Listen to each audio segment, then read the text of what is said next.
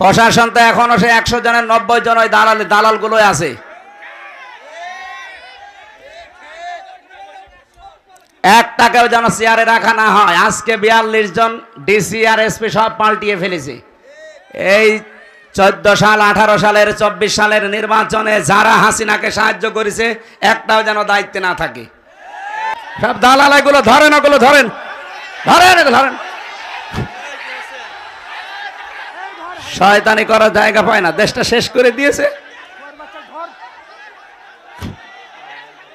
টাকা ফেরত দেওয়া লাগবে এই দেশের। শয়তানি। এটা আর আগস্টের 5 তারিখে নেই, এখন ফেব্রুয়ারি চলছে। ভণ্ডামি করার জায়গা পাও না। যেখানে বাধা পাবেন ওই জায়গায় একেবারে মাটির সাথে মিশিয়ে ফেলবেন। কোনো ছাড় নেই। আর কিসের ছাড়? দেওয়ালে পিঠ ঠেকে গেছে আমাদের। ও তো আর ভিকটিম না। ওরে যদি 3 বছর ওইভাবে আয়না ঘরে রেখে দিত ওই শয়তান টের পেত। খেয়ে না খেয়ে জীবনটা শেষ করে দিয়েছে আমার। দেশটা ফকলা করে ফেলেছে মাল পানি সব বাইরে পাঠিয়ে।